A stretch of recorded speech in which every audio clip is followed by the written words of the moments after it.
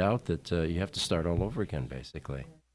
And yet when you look at older software, like the accounting software we run or the CRM software we run, it's on a platform that hasn't been out in years.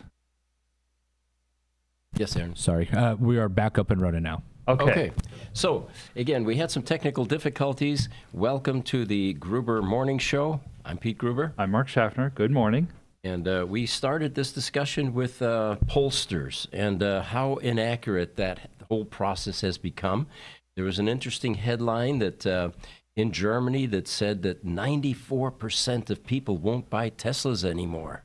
Yeah, it's almost like Tesla is dead in Germany. And yet I was equating this to the late 19th century.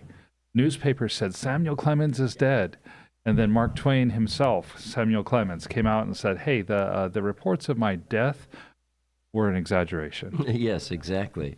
So as it turns out, Tesla's demand death in Germany has been widely exaggerated. There was a poll done by an entity called T-Online. And this poll was used to frame the narrative that 94% of car buyers would not buy a Tesla in Germany. But that poll, a couple of problems with it.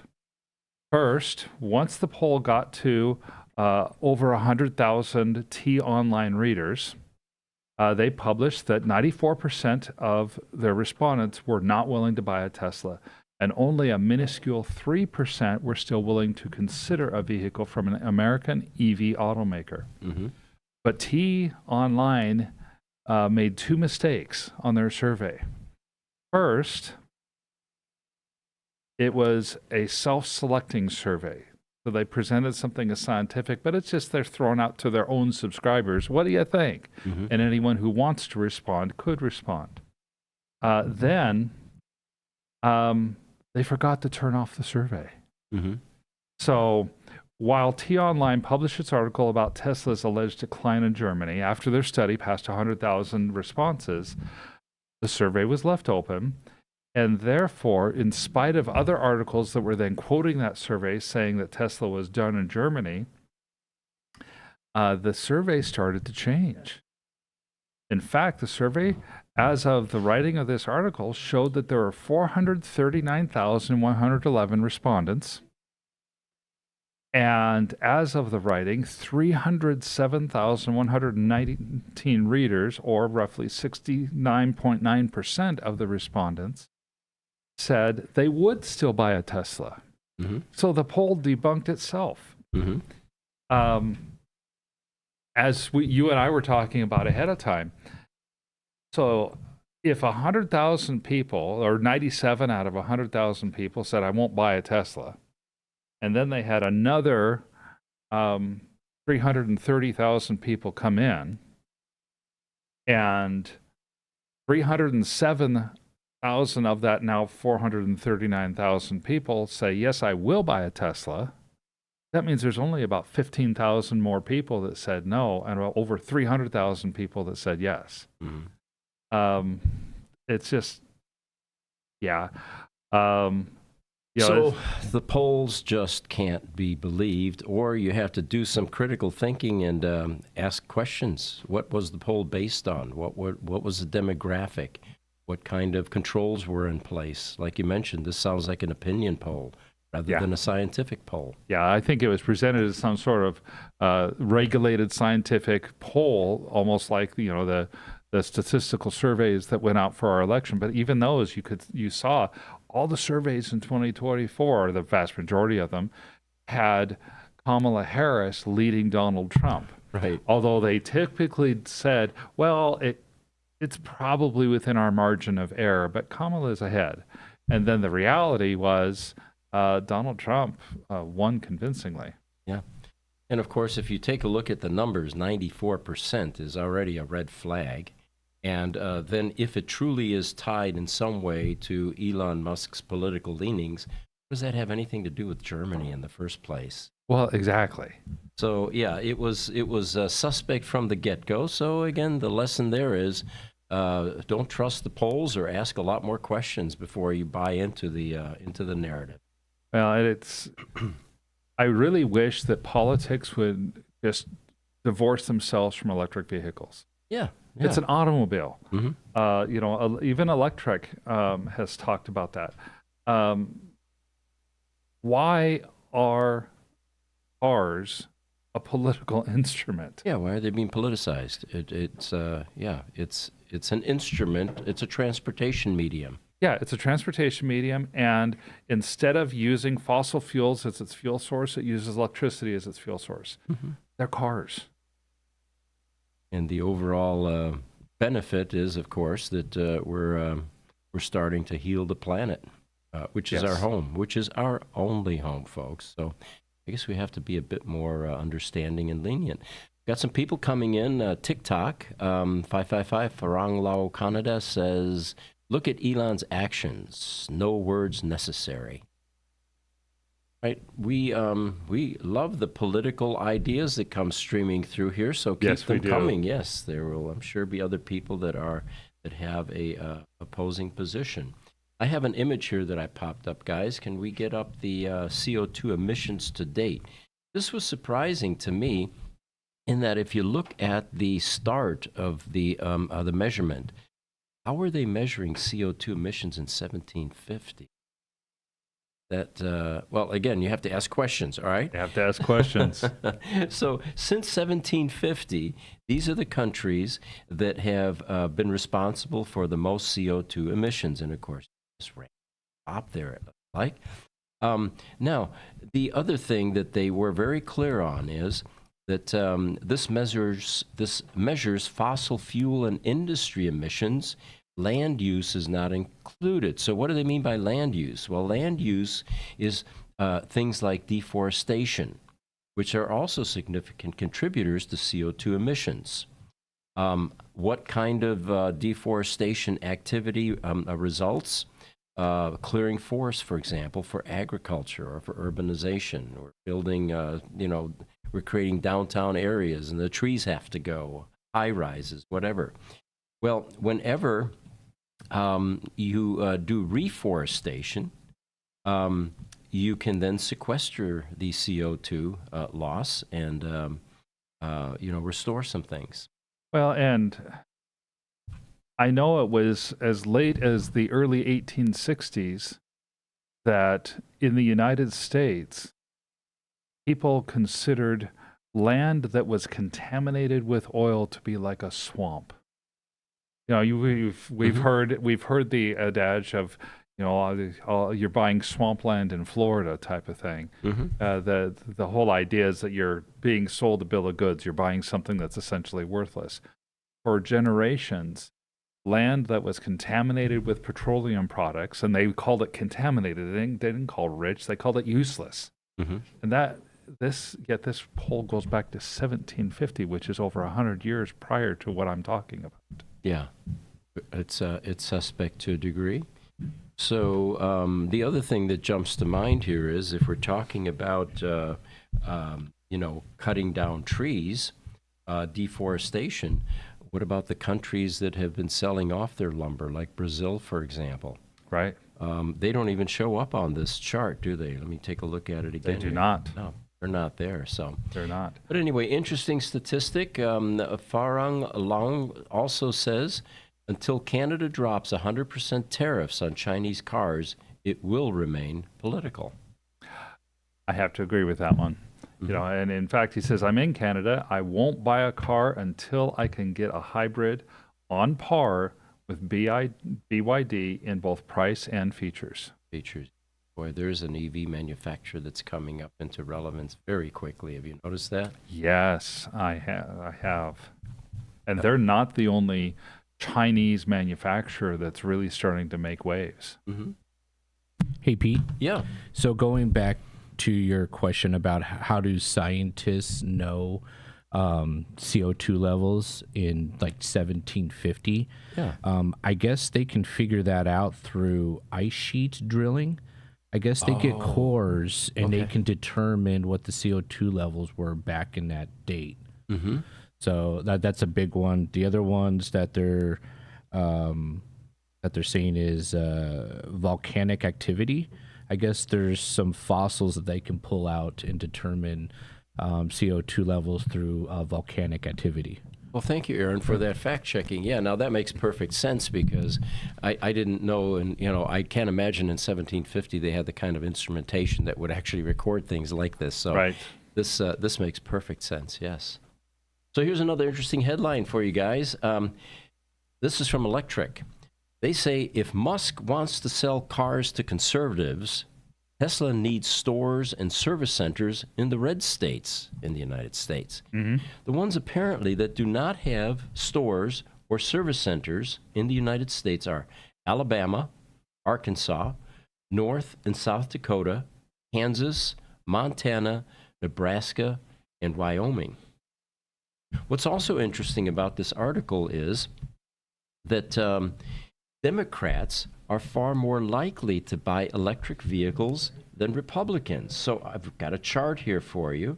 Can we pop that up, guys? Let's see if we can get that full screen.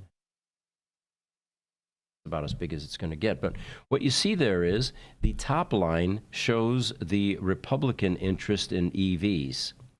And seriously interested in buying EVs is 15%, 47% say might buy, and 44% will never buy an EV. This is a Republican chart.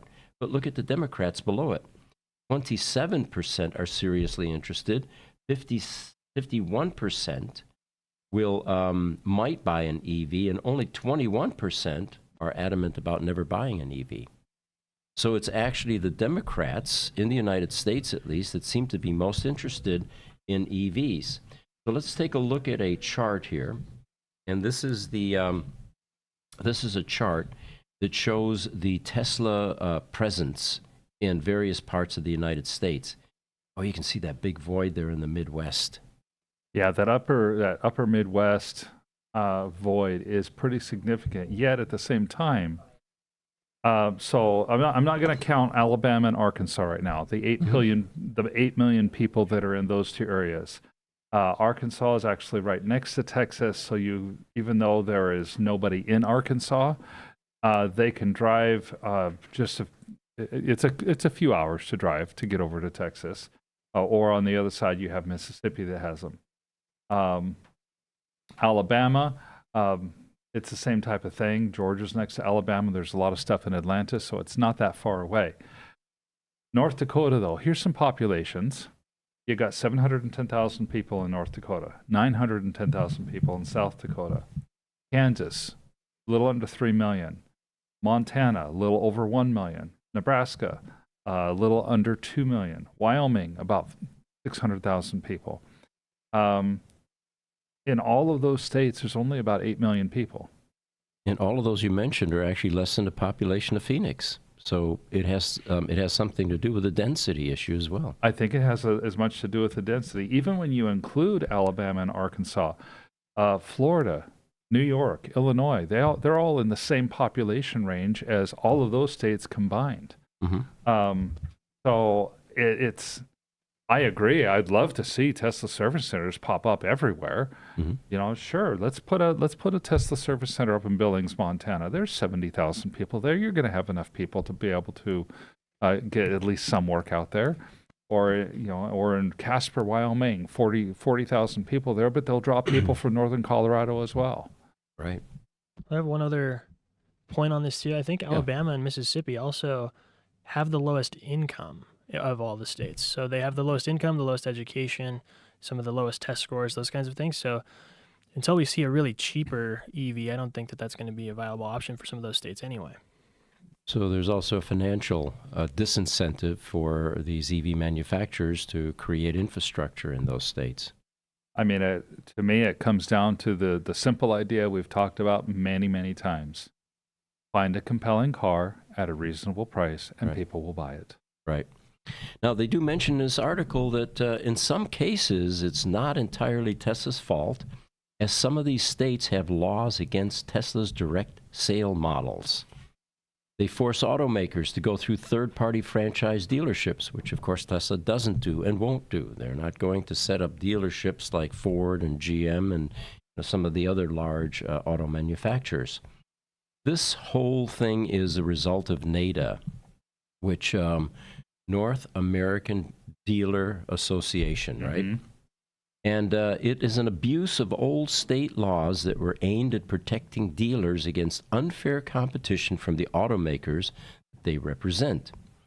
So these car dealer lobbies use their influence on state legislatures to use these laws to block. Now, it's not only Tesla, Rivian, Lucid, and of course other EV manufacturers of any consequence.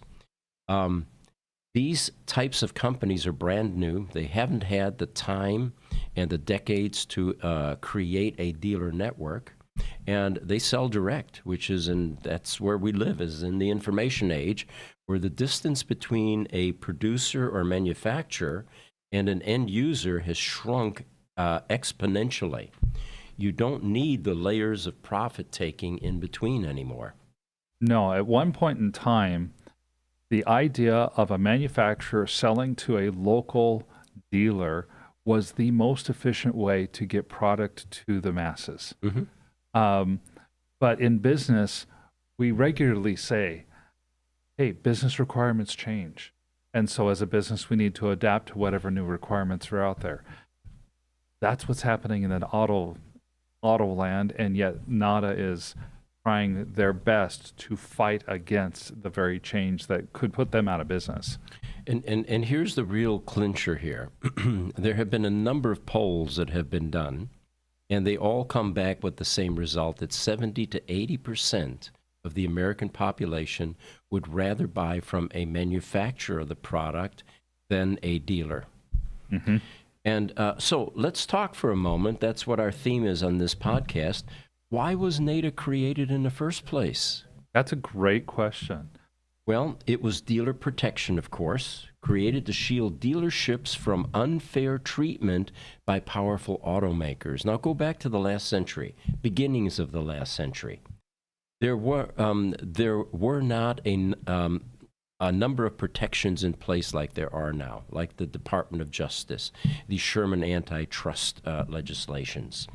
And there was some fierce and criminal, in my estimation, practices, starting with Rockefeller, for example, with Standard Oil. Rockefeller was notorious for squeezing small companies out of business by undercutting them in a territory until they caved, sold to him, and at one point he controlled 90% of U.S. oil refineries in the United States. Yep. Now, what killed that eventually was in 1911, when the Sherman Antitrust Act was put into place, and it stopped this kind of unfair business practice. Then we had American Tobacco. James Duke, he dominated the U.S. tobacco industry through aggressive acquisitions and exclusive contracts, limiting competition and consumer choice. Now, the whole incentive here is to kill competition, eliminate it. And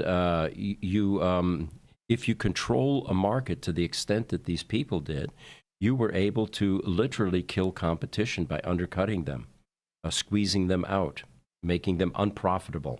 Another big one, U.S. Steel, run by J.P. Morgan and Andrew Carnegie. Now, these names I'm mentioning have become icons in the U.S. The history books as being revered financiers. But they were engaging in fundamentally what would be today considered criminal practices. Yeah, and if I remember correctly, and I'm not going off of a reference here, I'm going off of memory. One of the really driving things behind the North American Dealers Association was the idea that Ford and General Motors were trying to open company-owned dealerships in certain markets with the believed purpose of putting all the local dealerships out of business. They wanted to capture everything in that market, and then the fear was they would do so, put the local companies out of business, and then jack up their prices, eliminating competition. Sure. So 100 years ago plus, there was a legitimate reason for NADA. Today, there's absolutely no reason for NADA any longer, none whatsoever. In fact, it's counterproductive, and here's some of the reasons why. A, it limits competition. It protects franchise dealers from direct-to-consumer sales, restricting consumer choice and inflating prices. Yes. Now, we talk about inflating prices. When Ford was running low on the F-150 Lightning pickup truck, Yeah. they weren't just being sold at MSRP at the dealerships without discounts. They were jacking up the prices because they could. Well, my wife and I were in the market for an electric vehicle right when this shortage was starting to happen.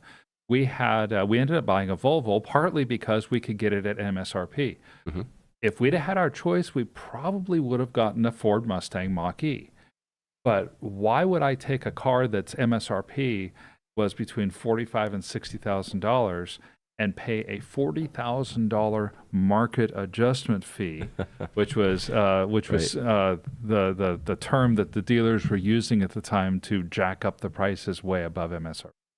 So some other reasons why NADA today, the North American Dealer Association, is counterproductive. It blocks innovation. It hinders the adoption of new technologies, especially in electric vehicles, due to outdated franchise laws. And the final thing why NADA is no longer relevant is poor customer experience. Associated with high-pressure sales, opaque pricing, and cumbersome buying processes. Any of you that have gone to a dealership and tried to buy a car know exactly what we're talking about here. The instant you drive up and park your car, usually a half a dozen salespeople, commission-breathing salespeople, converge, and they fight over the business. Yeah. They may have some controls in place that prevents that, but it happens somewhere within that team. Then you have opaque pricing. Well, let me hang tight. I'll go and talk to the manager and see what I can do, right? And they come back 5 minutes later. And then oftentimes the manager comes in and gives you the high-pressure sales approach. And, if you're savvy and you can negotiate, you can usually maneuver through that. But a lot of people can't. They don't want to deal with that. Right. My wife, for example, actually went to a dealership 30 years ago and saw the MSRP and thought, that's the price. And of course, the sales rep was very happy that she thought that was the price, and she ended up buying it for that. No negotiation, absolutely nothing. And then, of course, the cumbersome buying process. So the point being is, NADA is no longer necessary. We live in the information age. We need to get rid of NADA. We need to allow manufacturers to sell directly and not have these constraints. For the longest time, Tesla couldn't even talk about pricing at Fashion Square, where they had a outlet or they had their showroom for the Tesla vehicles. They couldn't sell anything there. All they could do is let people kick the tires and ask a few questions about technology. Yeah, they could be information giving, and that was about it. Yeah, I remember that. Well, even Abe, who had commented a few minutes ago from TikTok, said, I live in Bozeman, Montana.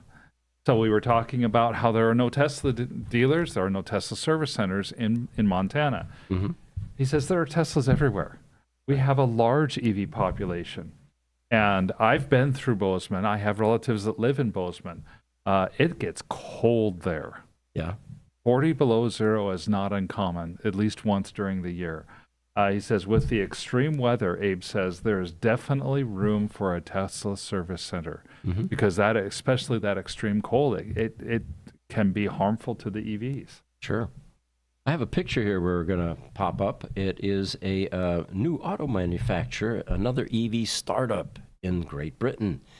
And they have launched their first model. It is called the Longbow Speedster and a Roadster Coupe. This car weighs 1,000 kilograms. I had to look that up. That's 2,200 pounds. That's darn light. That's such a light car, especially if you think, depending on how big of a battery it is, mm-hmm. you might only have 1,000 to 1,200 pounds worth of auto material outside of the battery. Right. The thing that I liked about this car was it is lighter than a Mazda MX-5, and the company calls this the world's first featherweight electric vehicle. And of course, vehicle weight all translates into performance increases. That's right. The lighter it is, the faster the 0 to 60 is, because it can get up to speed much faster. So how fast does it go? What's the 0 to 60? 3.5 seconds. That's 0.2 of a second better than the Tesla Roadster. Yeah, and while people in the world, especially of electric vehicles, may say, well, that's kind of pedestrian, just remember, a Dodge SRT Hellcat, which is one of the highest-end gas-powered fast cars out there, does about 3.7 seconds. Mm-hmm. Yep. The other thing I liked about this car was, if you notice, this almost is starting to look like the second-generation Tesla Roadster. You could easily put a Tesla badge right there where my mouse, the mouse arrow is, and then Tesla across the back right there. Kind of looks like a Tesla Roadster from the back. And this, folks, is the very reason that Tesla is having a problem with their second-generation Roadster.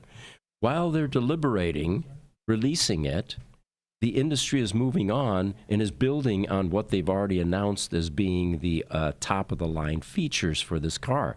So as cars continue to come out like this, I'm not sure that Tesla's going to be able to top any of this anymore. They just need to get it done already. That too, yes. Oh, Pete, Is there interesting. no- Oh, sorry, go ahead, Aaron. Yeah. I was just gonna say, is there no windshield on this? Like, Doesn't look like it. how many bugs are gonna be picking out of your teeth when you drive this? You know, I'm going to recommend that if you're curious, Google this thing. It's called the Longbow. EV startup in Great Britain. And don't have much information on it right now. You're going to have to wear like safety glasses or a helmet so you don't get bugs in your eyeballs. You know, they did that years ago. They didn't have windshields, and they had those round goggles, you know, with the... I have a pair of those. They're fun. They are, yes, yeah.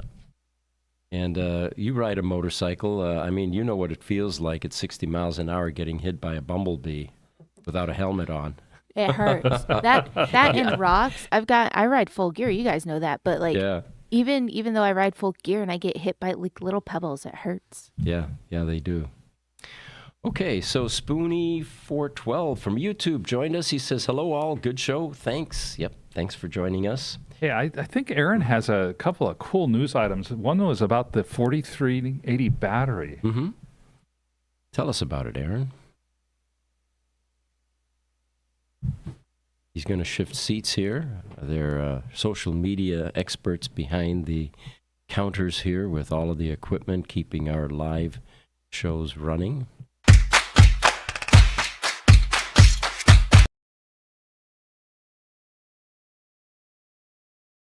Did an intro video for this one.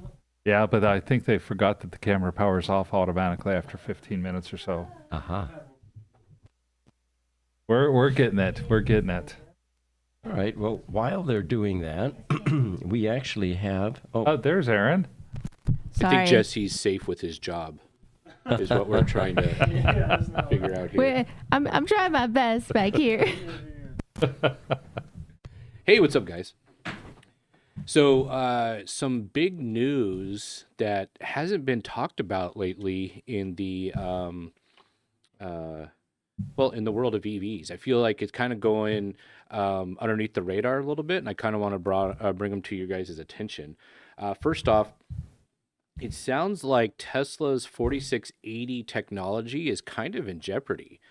So, Tesla is reportedly working on the 4 variants of the dry cathode 4680 cells, and is expected to unveil those new versions by 2026. Now I'm starting to hear early 2027, so it's starting to get pushed back even more.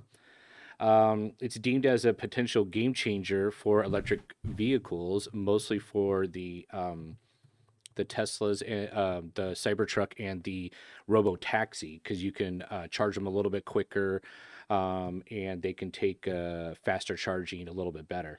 So Tesla is claiming that the manufacturing equipment supplier, Matthews International, stole trade secrets related to Tesla's battery technology and shared them with competitors.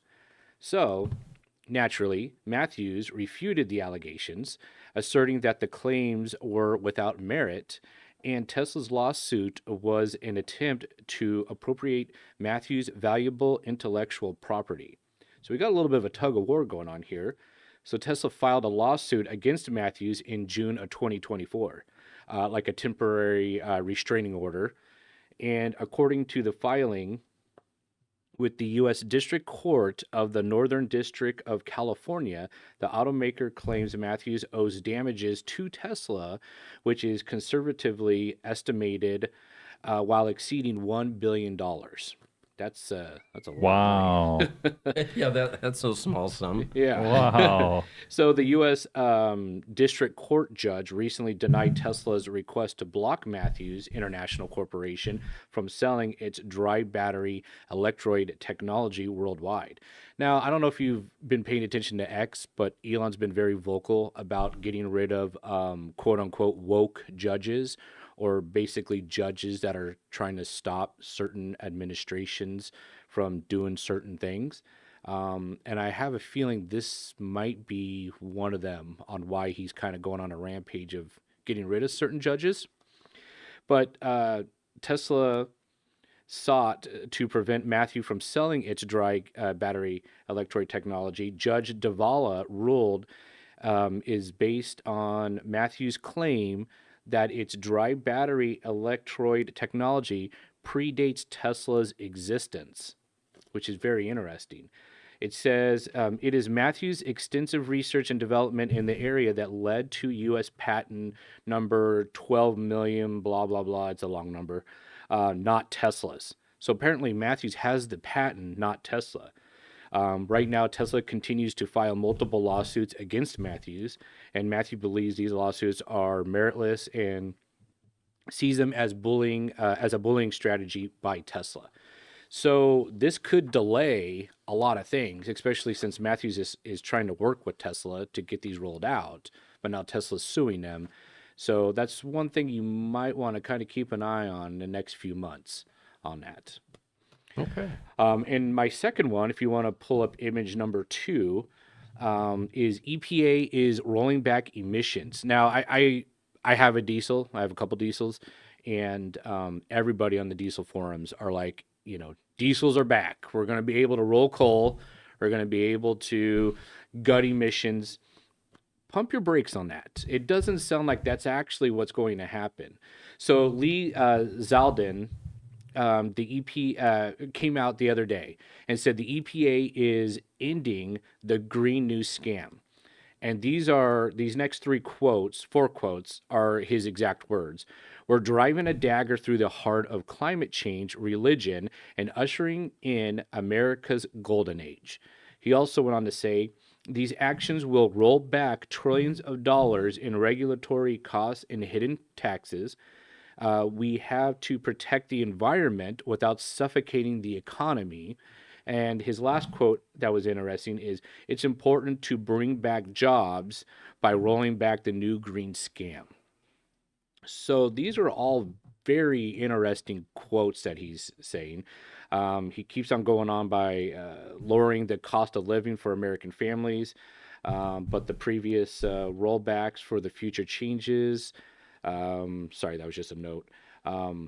Basically, what's going to happen is that they're rolling back everything that Biden kind of did.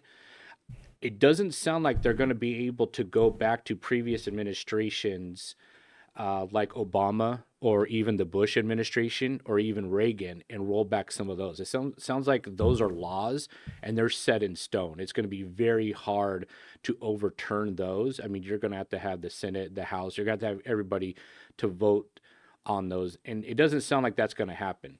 So everybody's saying that we're going to be able to roll coal and delete our diesels. I don't see this happening. My personal take on this is we're still going to have emissions. We're still going to have catalytic converters. We're still going to have, DEF and DPFs. It sounds like this is more going to be for transportation, more for big commercial rollbacks. And this could have an effect on like the Tesla semi truck.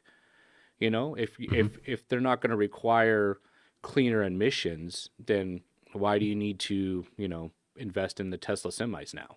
Right. So it sounds like this is going to be more for commercial, not for like, average Joes like me. So that's some of the questions that's coming up from the past EPA administrator and his announcements going on. Just another quick rant here. We have the technology to reduce pollutions out of diesels. You know, the number one cause of soot is low combustion temps, idle times. You know, when you have a diesel just sitting there, all it is just collecting soot inside the engine. It's not being blown out.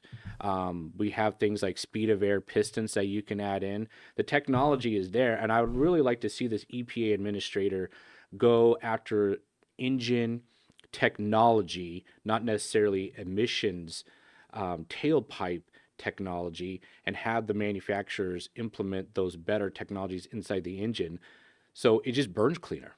And then you don't have to worry about the tailpipe because it's already burning cleaner when it's combusted. But yeah, that's some of the news that I think people should kind of pay attention to. Well, Aaron, thank you for that tidbit of information. And it looks like Cass has something for us as well.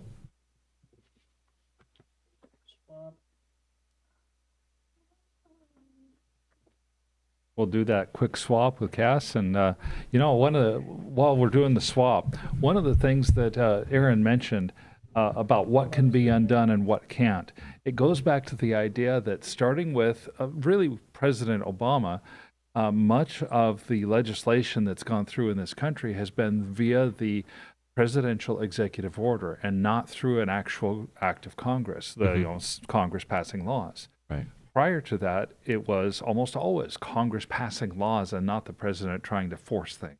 Yeah. And the result of a president trying to force things through executive action is what we have here with Donald Trump. He's simply undoing what these other presidents have done because they didn't try to work with their own Congress. Interesting. Of course, the accusations now are we're moving toward a dictatorship. Oh, of course. The checks and balances are no longer protecting, the American voters, and it's going to be a whole political thing for the next 4 years. Yeah. All right, Cass, do you have your segment ready? There's want. Yeah, do you like that? I do. It is. Yeah, it's a play on words.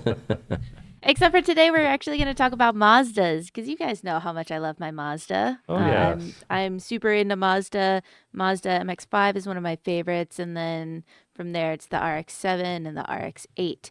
Speaking of the RX-8, they now have what they call the Mazda 6E, which sounds silly that I commented on the RX-8. But if you think about it, RX-8 has a rotary engine. Yes.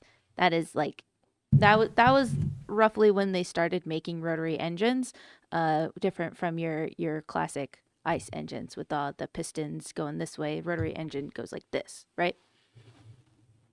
I comment on that because their 6E might have the rotary engine come back, but I'm not for sure. Just because there's not a lot of info on their 6E. So their 6E was released in April 2024, but it wasn't clear if it was going to be sold here in the U.S. It's currently being sold in China because the people that are helping them make their EV is in China. The company is called Chongqing Changan Automotive, and I really hope I pronounced that right. But they are working on the battery technology for their 6E. The bodywork of this sedan, so they have their hybrid, right, which is a SUV, but they're trying to come out with a sedan, and the bodywork of the sedan is heavily based on their Mazda 6. If you want, you can pull up the images and just kind of cycle through them. Okay, we've got the first one up. What are we looking at here? You got the image, Aaron? There it is, the 6E. So that is their 6E. And fun fact about this 6E is you see the line underneath the main headlight, there's this little line that kind of goes down. It's on the left side of it, of the headlight. Right. A little bit more, a little bit more, a little bit more. Forward To the or left, back? to the left. A little bit more to your left. Yep, that right there. Yes, all right. That right there is kind of where you can see the charge of the EV, like on the outside of your car. So it'll light up all the way full, and then if it is losing charge, you can see it kind of go down. Interesting. So you have to stick your head outside the window to see. Yeah, what you have to stick your the head outside the battery window is. so then you can see like how much charge. No, but I thought that was a really cool feature. All those lines are actually like LED lights or something like that? Yep. They're all like LED lights, and it will progressively go down That's kinda cool. the less it has charge. Mazda actually plans to release another model late 2025, and this one is hopefully going to be released in the UK. Still no plans yet, as far as I'm aware, to be sold in the US. I wish it would, because I love my Mazdas, and I would like an EV car. And if Mazda makes an EV that can be sold in the US, I'm going to jump on that. Especially if it's a full EV and it's a sedan, because I'm not super into SUVs. I don't need all of that space. I'm pretty happy with my little cars. The EV itself is a hatchback, so it's not like a trunk like it is for mine. It is a hatchback, so you open it up and it's a little hatchback. It's got a heads-up display with augmented reality. Beamers do this, where it has like your speed and any other display that you might need up on the windshield. I'm sure there are other companies that do it, but my roommate had a Beamer, so that's how come I know that. Mazda claims that it has a 50-50 weight distribution. The EZ6 uses front strut and a rear multi-link suspension. It has 2 battery options, one small one and then one with the extended range. And the extended range is just a small little ICE generator. And remember how I was bringing up the rotary engine?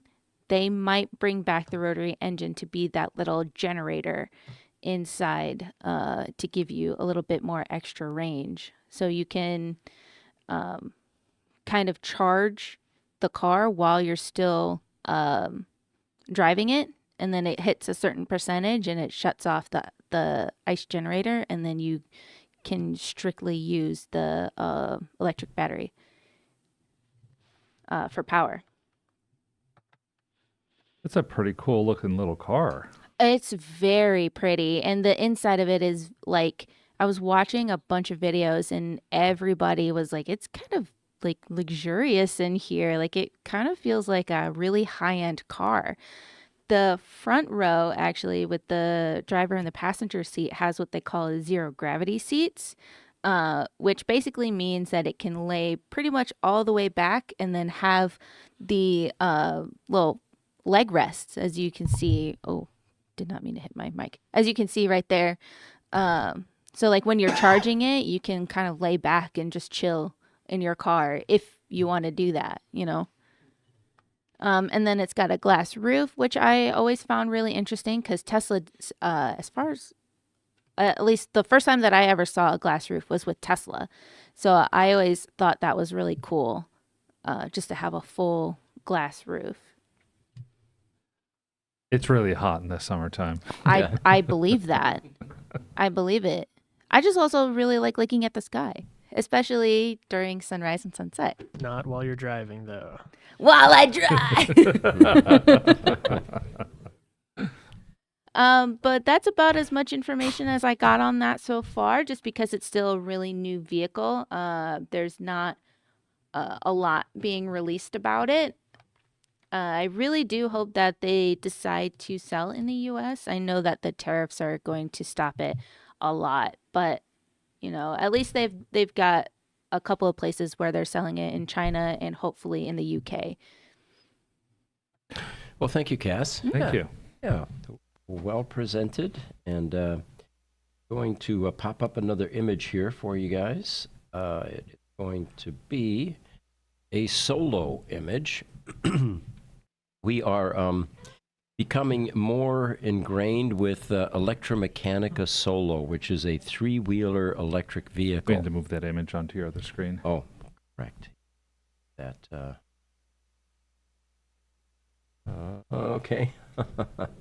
Now we're going to be challenged here. Let's see. I'm going to down to here. Here we go. All right.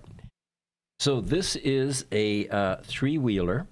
It's licensed as a motorcycle, which also makes it immune from certain regulatory items during production, like crash testing isn't as extensive, no airbags required, which typically aren't on motorcycles. Hey Right. Pete, I got a question about Sure. that. So there is a slingshot, which I'm sure you've heard. I've heard of it. Is technically a motorcycle, but you don't have to have a motorcycle's license to drive it. Would you need a motorcycle's license to drive a Solo? You know what? I'm not 100% on that, because when we've test driven them, we weren't able to put our dealer plates on it because it's a different size plate here in Arizona for the the motorcycle versus dealer.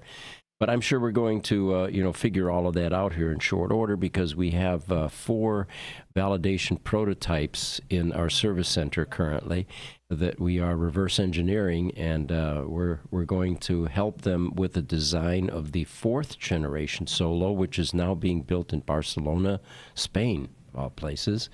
There will be 10,000 cars coming in September of this year into the United States, with a projected production run of 10,000 per year thereafter. So what I wanted to show you, though, was the advantages of a Solo. And here's an image here where they're showing the amount of wasted space in your average vehicle in the United States. 80% of commutes in the U.S. are single occupant. What the Solo does is it takes care of that, because nothing is wasted, they say. It is 1 seat, 2 doors. You're never quite sure which door to get out of unless you're being blocked on one side. And it's an unusual vehicle, of course, very energy efficient, top speed 100 miles. The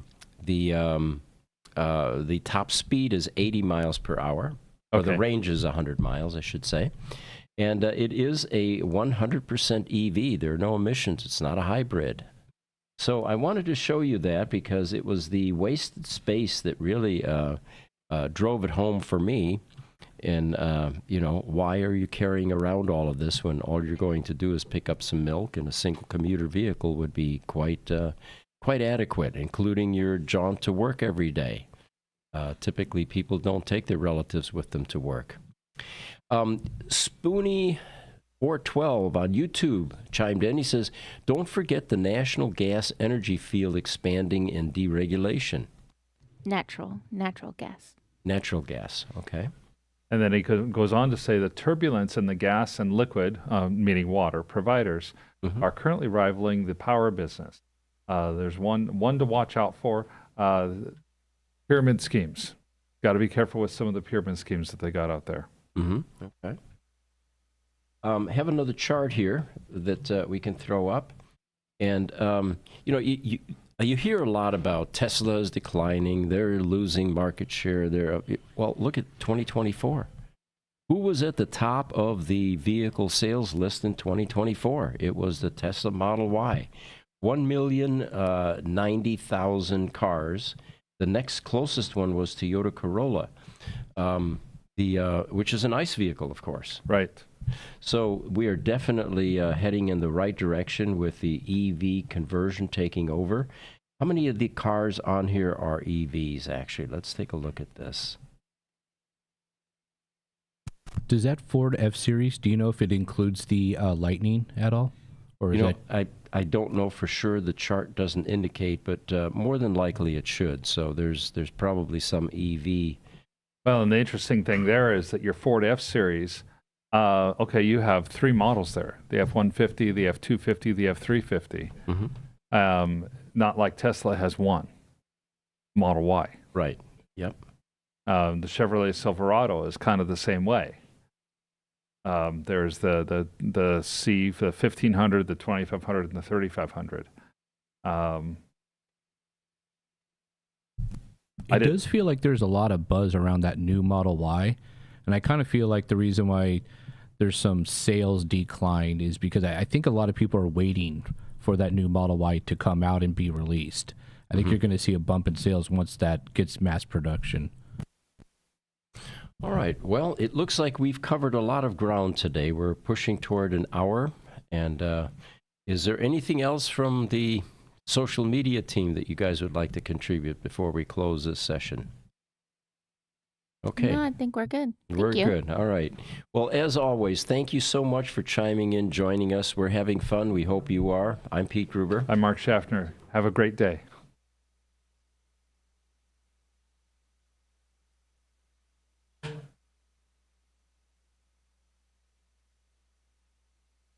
I guess we're still live.